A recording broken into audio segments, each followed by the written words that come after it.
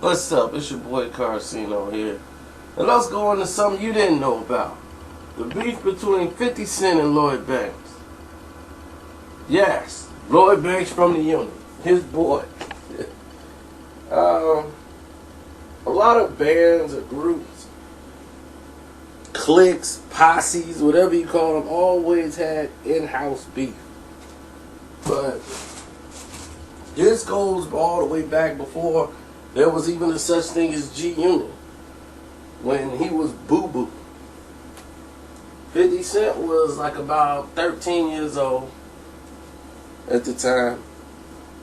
And he met Lloyd Banks. And he got into an altercation with Banks early on from running his mouth. And Banks had to put his hands on him. 50 liked this one girl. And she liked Banks.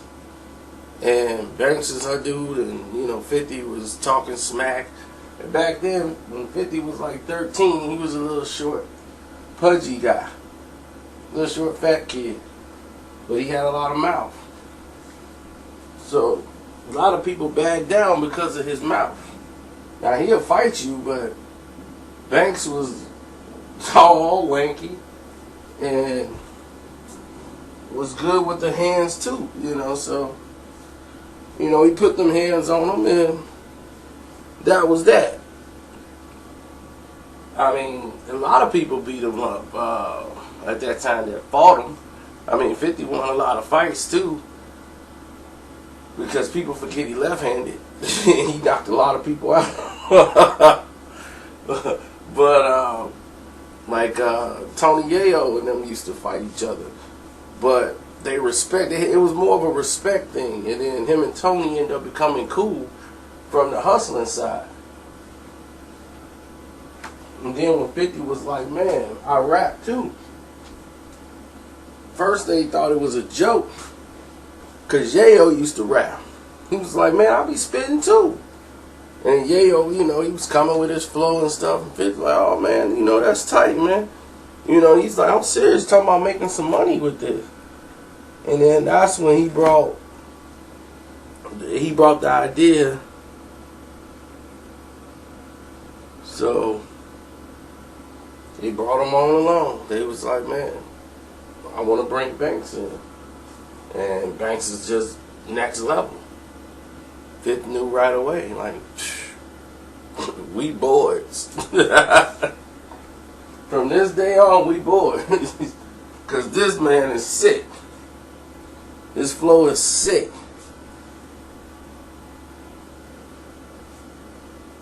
So, but by the time they brought Banks on, though, that was, Fifth had already done some tours. He already had How to Rob out. So he had some movement in the game.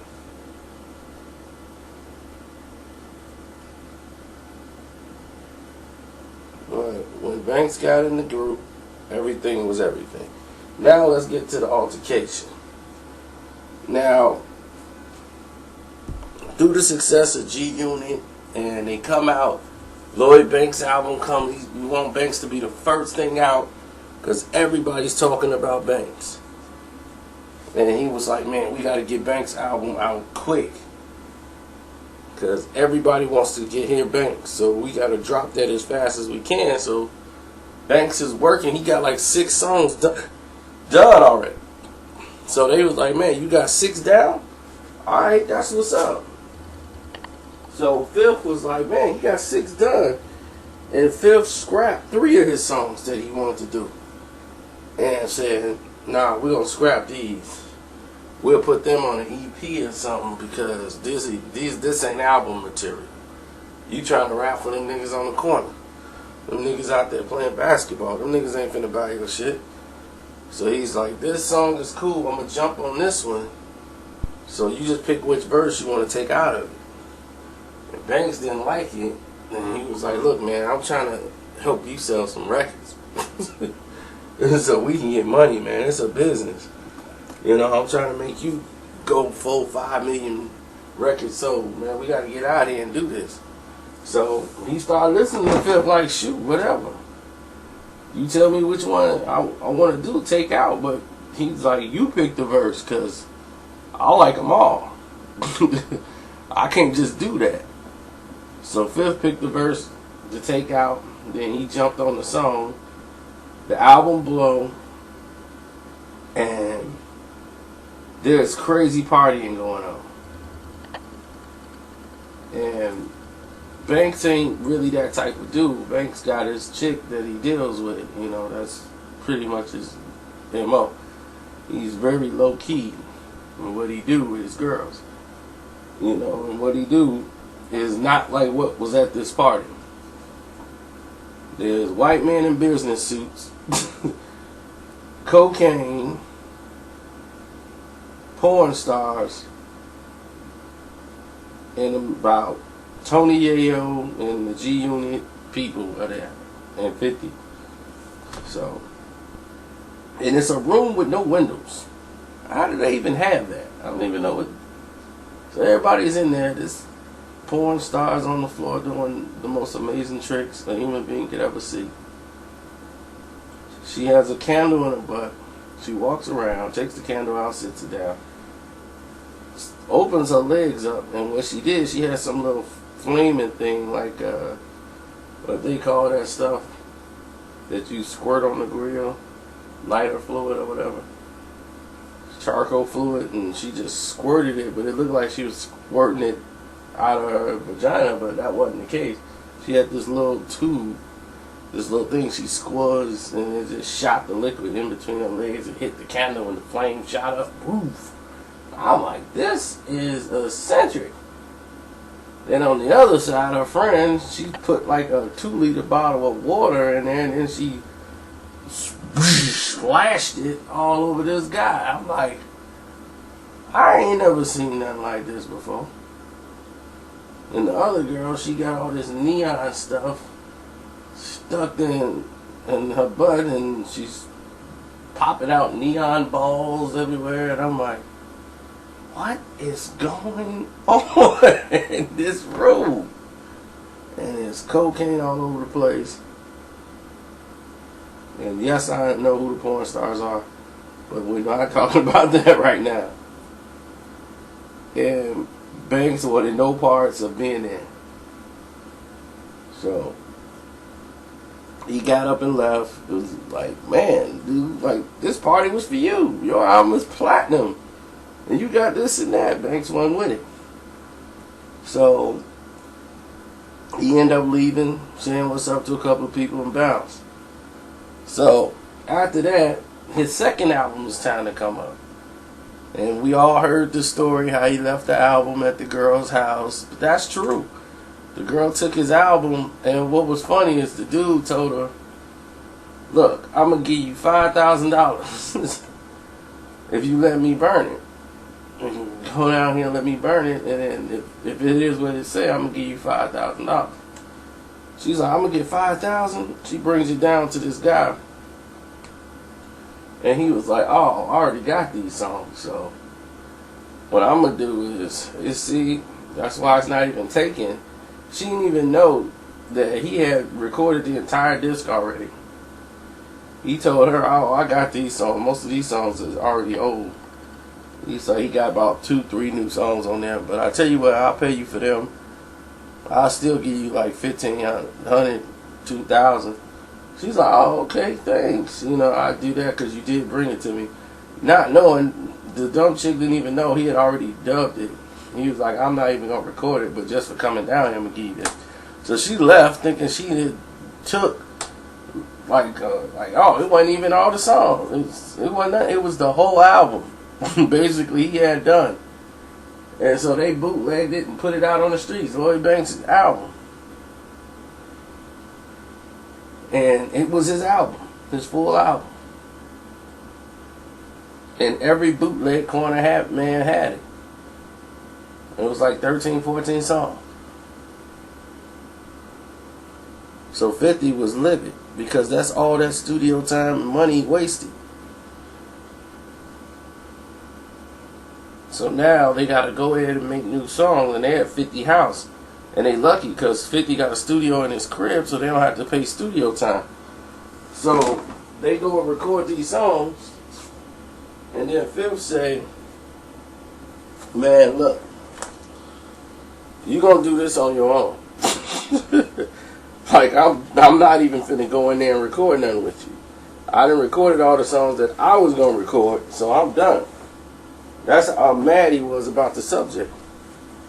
So Banks go in there, he dropped like 4 or 5 new albums. I mean, new songs. They put out a mixtape that has some of the old songs on there, mixed with some new beats or some old beats, and made a mixtape out of it with a Who Kid on it. And they started putting that out to make some money off of it, with Cake and all the other songs that got leaked.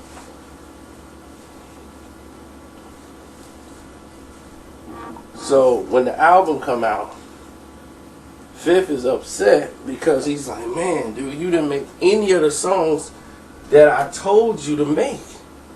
We gave you the foundation on the last song. I told you on the last album, you got to make these type of songs, certain type of songs. You still trying to rap for the guy on the corner. You can't be doing that. And Banks don't be trying to listen to Fifth all the way because he don't really agree. He just go along with it because of his loyalty. But then he heard his father had suddenly died. So he went to go see his mom and everything because his father died. So Fifth was like, oh man, anything you need, let me know. The condolences.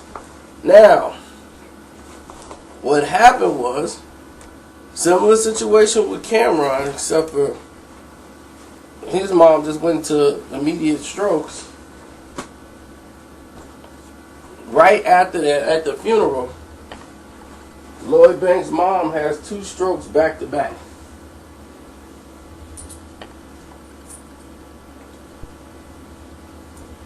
Like right after that, at the funeral, she has a stroke. Then she has another stroke. So he's staying there with his moms. Damn an album, damn promotion, damn a video. Now 50 looking like, look, man, you got to be able to suck this up and come back to work. You got to be tough, man. Come on, man. Other people done lost. He's not really understanding the situation. And it left a strain on their friendship, even when he came back. Because he was like trying to push Lloyd Banks to come back, and Lloyd was like, I ain't coming nowhere until my mom is straight. My mom got to be straight first. So once that was done, he's like, look, I'll come back, I'll do what the songs y'all want to do, but as far as that, man, shoot, it is what it is, that album. I felt I put out a tight album. People don't agree, if they didn't get it, that's their fault. But Banks is, let me drop my lyrics and go home. But Fifth didn't see it that way. And then after the failure of the last album and G-Unit split up,